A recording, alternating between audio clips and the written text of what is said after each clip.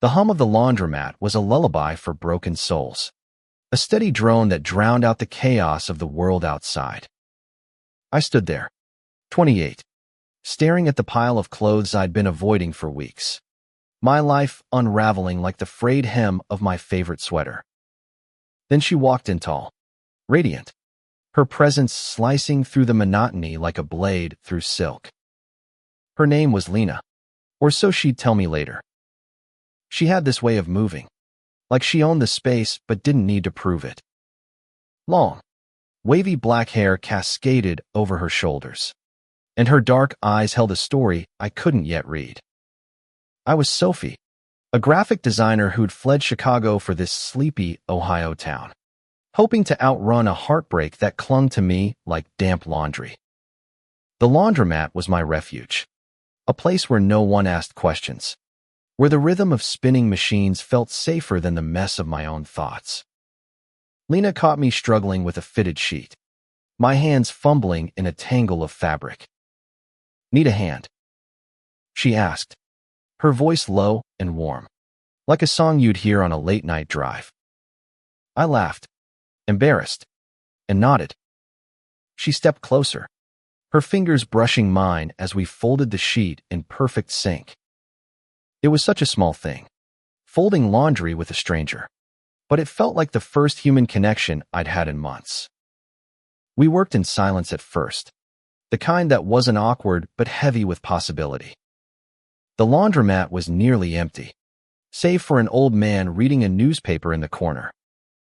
Lena's hands moved with a quiet confidence, and I noticed a small tattoo on her wrist, a crescent moon, delicate but bold. "You're new here," she said, not a question but an observation. Her eyes flicked up to meet mine, and I felt exposed, like she could see the cracks in my carefully built walls. "I moved here a few weeks ago," I admitted, folding a pair of jeans to avoid her gaze. "Needed a change." She nodded, like she understood more than I'd said. "This town's good for hiding," she replied, her tone carrying a weight I didn't yet understand. "But secrets have a way of catching up." Her words hung in the air, sharp and cryptic. I wanted to ask what she meant, but something in her expression, a flicker of pain, maybe stopped me. Instead, we kept folding, our hands brushing occasionally, each touch sending a spark through me that I didn't want to acknowledge. I wasn't ready for this, whatever this was. My last relationship had left me shattered, my ex-girlfriend's betrayal still a fresh wound. I'd sworn off love, or so I thought. Lena broke the silence, pointing to a faded band t-shirt in my pile. "Nirvana. Huh. Didn't peg you for a grunge girl." Her smile was teasing, but there was warmth in it, like she was inviting me to let her in. I laughed, a real laugh, the kind I hadn't heard from myself in months. "It's vintage," I said. "Stole it from my brother's closet in high school." She grinned, and for a moment, the laundromat felt like the only place in the world. We talked about music, about the quirks of this small town, about the way the laundromat's fluorescent lights made everyone look a little haunted. She was 29, a photographer who'd been passing through but stayed longer than planned. "This place grows on you," she said, but there was an edge to her voice, like she wasn't sure if that was a good thing. As we finished folding, she leaned against the table, her eyes searching mine. "You ever feel like you're running from something, but you don't know what?" she asked. Her question hit me like a punch, because it was exactly how I'd felt since I left Chicago. I nodded, unable to find words.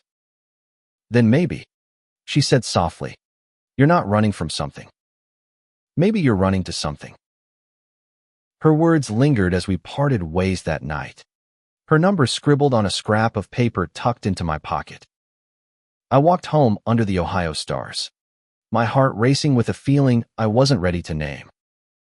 Lena wasn't just a stranger in a laundromat. She was a spark, and I was kindling, waiting to catch fire. But what I didn't know then what I couldn't have known was that Lena carried secrets darker than the night sky. Secrets that would unravel everything I thought I knew about love, trust, and the courage to start again. The next week, I found myself back at the laundromat.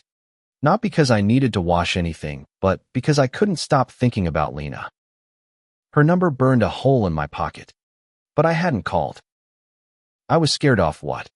I wasn't sure. Maybe it was the way her gaze seemed to see straight through me. Or maybe it was the hope she stirred. A hope I wasn't ready to trust. She was there when I walked in, sitting on a folding table, scrolling through her phone. The sight of her casual, confident, her hair catching the light made my breath catch. She looked up and smiled, like she'd been expecting me. Back already, Sophie? She teased, hopping off the table. You must love the smell of detergent. I laughed, my nerves easing. Something like that. We fell into an easy rhythm, sorting my clothes and talking like we'd known each other forever. Lena had this way of making the mundane feel electric. She told me about her photography, how she chased light and shadows to capture moments most people overlooked. It's about finding beauty in the broken, she said, her eyes distant. I wondered what brokenness she saw in herself, but I didn't ask. Instead, I told her about my life in Shikagami graphic design job, my love for sketching, the girlfriend who'd cheated and left me questioning everything. Lena listened, really listened, her eyes soft but intense. That's rough, she said when I finished. But you're here now. That's brave. Her words hit me hard. Brave. I felt like a coward, running from my past instead of facing it. But the way she said it, like she believed in me, made me want to believe it too. We started meeting outside the laundromat coffee shops, late-night diners, a park where the leaves were turning gold. Each time, I felt myself opening up, like a flower unfurling after a long winter. Lena was magnetic, her laugh infectious, her stories full of adventure and quiet pain. She'd traveled across the country, chasing stories with her camera, but she never stayed anywhere long. I don't like roots, she said once, her voice tight. They make it hard to leave when you need to. I wanted to ask why she felt the need to leave, but something held me back. Instead, I let myself fall into the moment, her hand brushing mine as we walked, the way she'd tilt her head when she listened, the warmth of her smile. I was falling for her, and it terrified me. One night, we ended up at a dive bar on the edge of town. The jukebox played old country songs, and the air smelled of beer and regret. Lena leaned close, her shoulder against mine, and I felt the world narrow to just us. You ever think about starting over? She asked, her voice barely above a whisper. All the time, I admitted. But it's not that easy. She looked at me, her eyes searching. It could be, she said. With the right person. My heart pounded. Was she talking about us? Before I could respond, her phone buzzed, and her face changed tensed, like she'd been caught. She excused herself to take the call, stepping outside. Through the window, I saw her pacing, her voice low but urgent. When she came back, her smile was forced. Everything okay? I asked, my stomach twisting. Yeah, she said, too quickly. Just family stuff. But I didn't believe her. There was something she wasn't telling me, something big. I wanted to push, to demand answers. But the moment passed, and we went back to our drinks, the air between us heavier than before. As we walked home, her hand found mine, and I let myself hold on, even as doubt crept in. Lena was everything I wanted, kind, vibrant, alive, but she was also a puzzle, pieces missing in the shadows. I didn't know it then, but I was about to stumble into the truth. and it would change everything. The first crack in Lena's facade came on a rainy Tuesday. We were at my apartment, sprawled on my couch, sharing a pizza and laughing about nothing. Her head rested on my shoulder, and for a moment, I thought maybe this could be real, maybe I could let myself love again. Then her phone rang, and the mood shattered. She glanced at the screen, her face paling. "I have to take this," she muttered, stepping onto my tiny balcony. The rain muffled her voice, but I caught fragments sharp, anxious words. "I told you. I'm handling it." "No, they don't know." When she came back, her smile was a mask, and I couldn't ignore the unease in my gut. "Lena, what's going on?" I asked, my voice steady despite the fear creeping in. She hesitated, her eyes flickering with something like guilt. "It's nothing," she said. "Just an old friend." But it wasn't nothing. I could feel it, like a storm brewing on the horizon.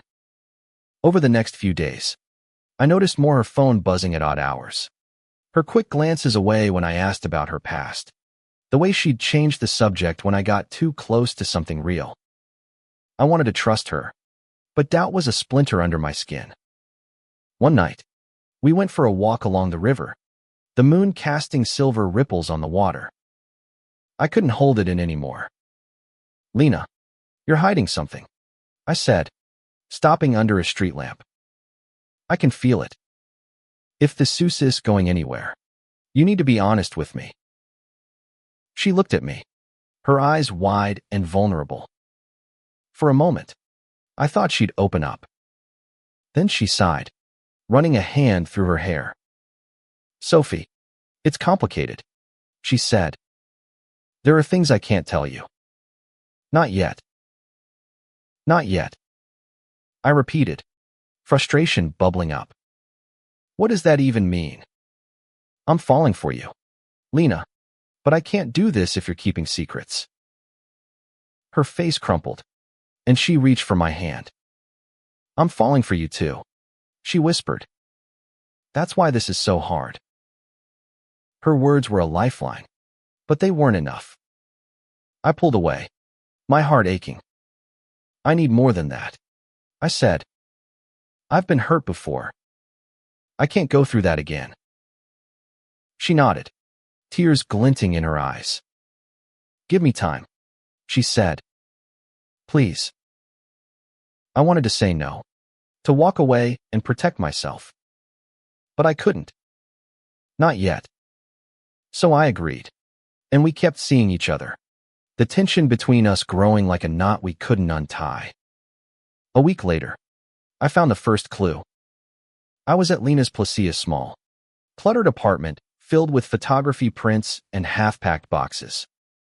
She'd stepped out to grab coffee, leaving me alone. I wasn't snooping, I swear, but a notebook on her desk caught my eye. It was open, filled with hurried handwriting. One line stood out.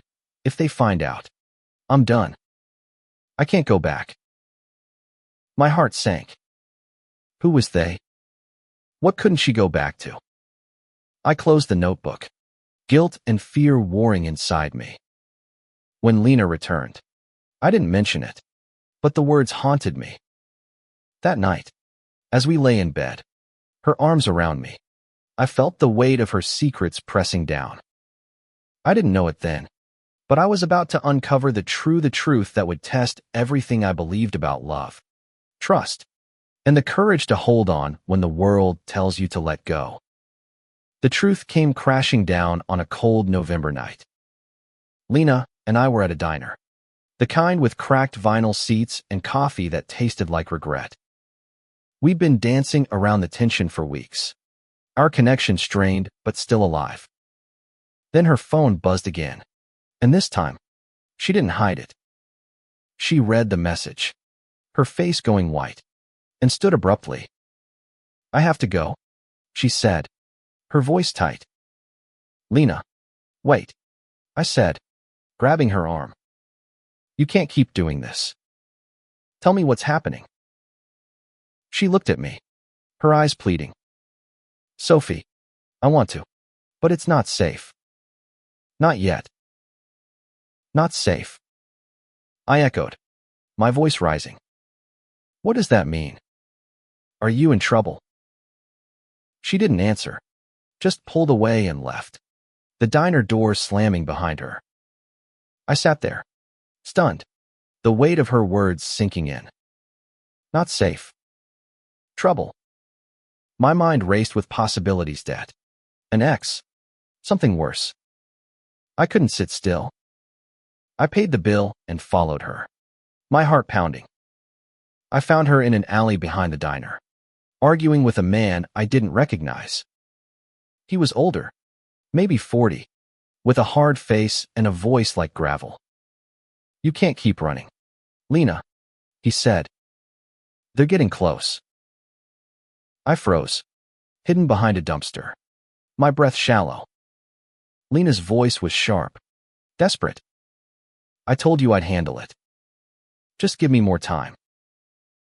The man laughed, cold and bitter. Time's up. You know what happens if you don't deliver. I didn't know what deliver meant, but it sent a chill down my spine. When the man left, I stepped out, my voice shaking. Lena, who was that? She spun around, her face a mix of fear and guilt. Sophie, you shouldn't be here, she said, her voice breaking. Tell me the truth, I demanded. Now. She hesitated, then sighed, her shoulders slumping. I'm not who you think I am, she said. My name's not even Lena. It's Elena Martinez. I was part of something. A group. They're not good people. Sophie. I got out, but they're still looking for me. My heart stopped. What kind of group? She looked away, her voice barely a whisper. I can't tell you everything. But they're dangerous, and I owe them something they want back. I thought I could start over here, but they found me. I felt like the ground was crumbling beneath me. So everything is. This tone, it was just you hiding. No, she said, grabbing my hands. You're real. What I feel for you is real. I didn't mean to drag you into this. I wanted to believe her, but the betrayal stung. Why didn't you tell me? I asked, tears burning my eyes. Because I was scared, she admitted. Scared of losing you. Scared of what they'd do if they knew I cared about someone. We stood there, the alley cold and silent, the weight of her words sinking in. I didn't know what to do. Stay? Fight? But I knew one thing, I loved her, and that love was a fire I couldn't put out, even now. The days that followed were a blur of fear and hope. Lena told me everything. She'd been part of a smuggling ring, moving stolen art across state lines. She joined young, desperate for money, but left when she realized the cost lives ruined. Threats constant. She'd been running ever since, changing names, staying one step ahead. But they'd found her, and they wanted a painting she'd hidden, one worth millions. I should have walked away. I should have packed my bags and left Ohio. Left her. But I couldn't. I saw the woman behind the secrets, the one who'd folded my laundry with care, who'd made me laugh until my sides hurt, who'd held me like I was her anchor. I loved her, and love doesn't let go that easily. We made a plan. She'd give them the painting, buy her freedom, and we'd leave together.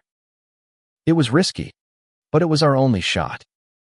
We met the man from the alley in an abandoned warehouse, the painting wrapped in cloth.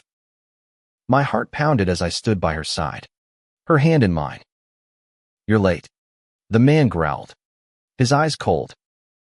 Here's your painting, Elena said, her voice steady. Take it and leave me alone. He smirked, reaching for it. But then another man stepped out of the shadows, gun in hand. You think it's that easy? He said. You know too much, Elena.